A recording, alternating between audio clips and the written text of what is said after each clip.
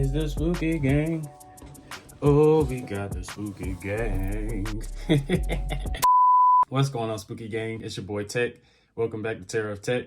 Today we got a tier list of all the horror subgenres, so let's go ahead and get into it.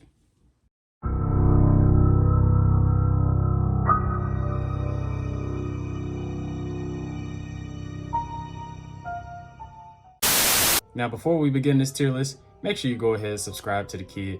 Listen, we're on the grind. We're on the road to 100 subs. So all of the people that are subscribed so far and all the people that are viewing, I appreciate y'all. Just make sure y'all keep clicking that like button. Because, I mean, come on. Wouldn't y'all want a young brother in the horror community to be able to feed his family? Y'all go ahead and look out for the kid. Click that subscribe button and let's get this thing rocking. So like I mentioned before, we're ranking all of the horror subgenres. So that includes genres such as found footage films, horror comedies, demonic exorcism type movies, psychological movies, vampire movies, monster movies, all of the above. Just almost every single subgenre that you can think of when it comes to horror. That's what we're ranking in a tier list.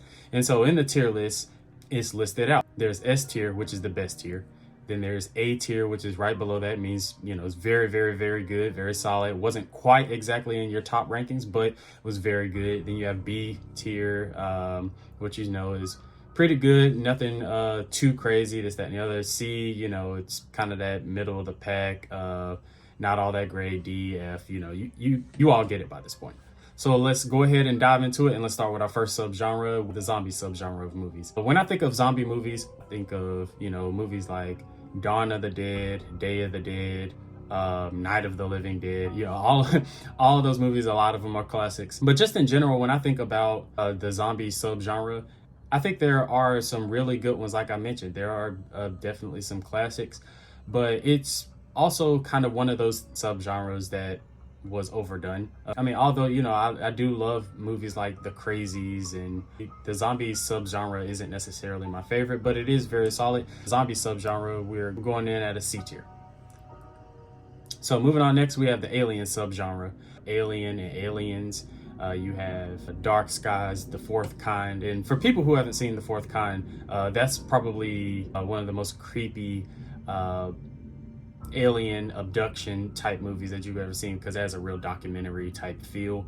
So it feels very realistic. So now, the alien subgenre, there are definitely some bangers in there for sure. Once again, kind of falls into that same zombie category with me. Although there, you know, there's a select few that are really solid to me. Ultimately, is probably going to come in around C tier as well.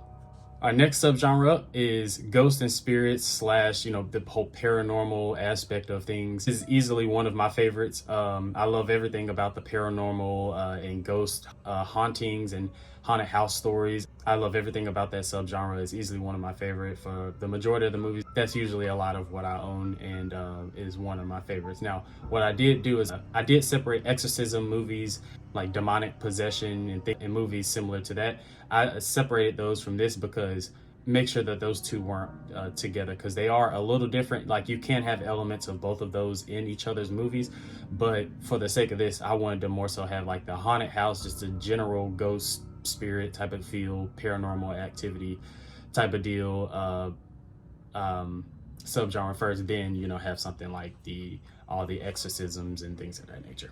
So for the ghosts and spirits and paranormal, the paranormal subgenre of horror, that is absolutely going into S tier.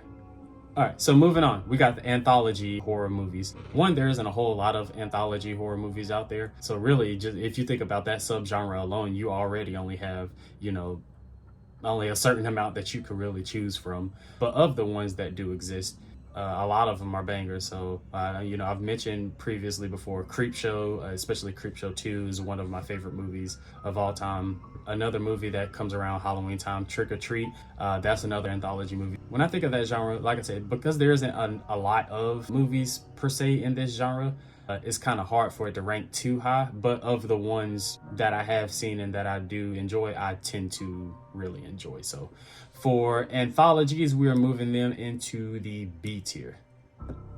All right, next up we got Gothic. So the Gothic subgenre of horror, you can think of movies like Mama, The Woman in Black, and all of those movies of that type of ilk.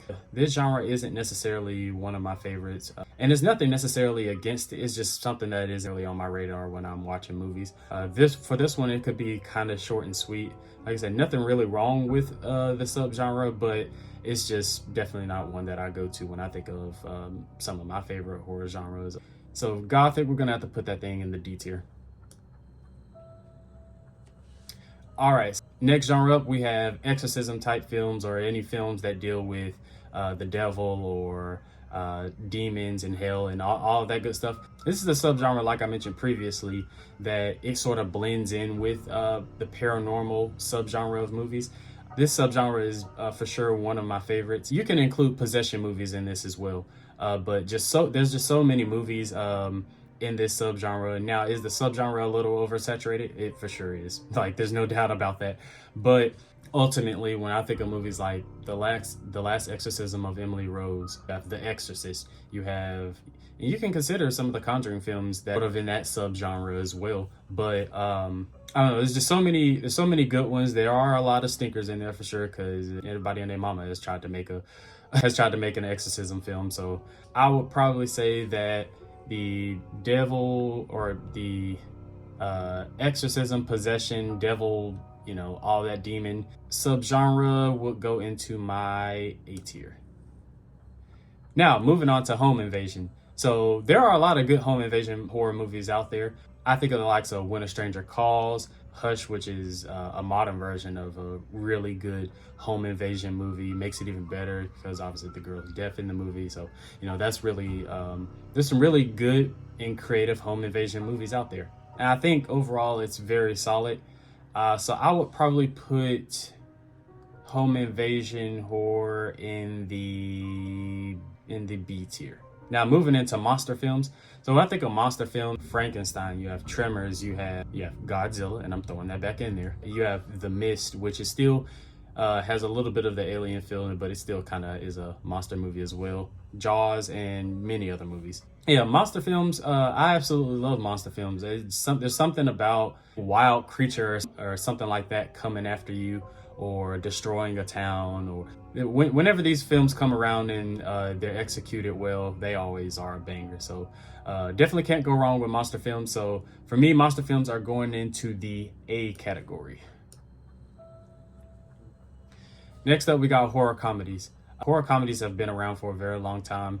You think of the likes of House, the Scary Movie movies, all of those will be qualified as horror comedies in a way. There was a huge craze in terms of, or a bunch of movies making spoofs of all the popular horror movies. So that's where you get A Haunted House, or you got all those movies. I mean, it's just Wayne's Bros extended, basically. That's all it is. So they did all those Scary Movie movies in the early 2000s, and then everybody and their mama was doing them in the 2010s. Like, not my favorite genre of horror movies, but it is pretty solid. So I'm gonna let horror comedies go into the C tier. Next up, we got werewolf films. There are a few good werewolf films out there. There's American Werewolf in London, which is probably the best out of all of them. But there isn't a whole lot to speak of when it comes to werewolf films. Yeah, it's probably going to go into the D tier. Next up, we got found footage. Well, if we're talking about a subgenre that's completely oversaturated with movies, it's absolutely found footage films. For the ones that do it right, it's extremely impactful, and it gives you a really realistic feel, almost really to the point where you dang near sometimes feel like the movie is real, even though obviously it's cinema. Too many found footage movies out there that don't do it right, and they're just cheap, because they're really cheap to make, because I mean, you're not paying a whole bunch of money to have the highest of studio quality equipment and lighting, this, that, and the other, because that's what the whole found footage aspect is for. It's supposed to feel very realistic. So the way these movies are shot, almost anybody can make them. So that's why it's completely oversaturated. But like I said, for the ones that do it well, they have really hit their mark in horror, and we all know Blair Witch Project and Hell House LLC, which is a very underrated movie. If you haven't seen that, 100% check it out. I know it was on Prime at one point, but yeah, definitely check that out if you get a chance. But found footage for me overall will probably go into the C tier as well. All right, moving on next, we got slashers. Now, anybody that knows me, I mean, slashers for the most part is probably what made everybody love horror the way that they love horror today. It's probably one of the most well-rounded overall horror genres, considering you get really gory kills, you get great characters, you get, for the most part in most slashers, you get an awesome antagonist or villain. You get a great final pearl, or whether that be a guy. Sometimes the antagonist is actually a real person. So for the people who aren't so scared of, the supernatural versions of, so like when Jason being undead, or Michael Myers in the 700th movie, just and Freddy Krueger, for the people who aren't scared of those, there's still plenty of slashers out there where it's an actual human, and so that hits the part for them. But for the people who are scared of the more supernatural element of slashers, we have an abundance of those. Now, this genre is also oversaturated as well, but there are so many classics and so many good movies that have come out of this subgenre that there was no way that I could not have it in any tier but the S tier for sure. The next subgenre we have is clown movies. I mean, we all know the likes of It. There's Stitches. There's Terrifier. For the people who have a big fear of clowns, for the most part, if you're making a clown movie, you really can't go wrong. As long as you have a decent clown design, you pretty much have a good clown movie, a clown horror movie. But for the ones that are out there, and those ones that I mentioned, all of those are good. So not too much to really say. I would also probably put clowns in C tier for me. Next up, we have vampire films. Now, when it comes to vampire films, I love vampire films. I think of the likes of the original Fright Night. You have Lost Boys. You have Twilight. Let Me In. A whole slew of vampire movies. A good portion of the vampire movies are good. There's really no real complaints in this genre. I'm just a big fan of vampires in general. So vampires for me is absolutely going into the A tier. All right. Second to last subgenre that we have is the cannibal subgenre.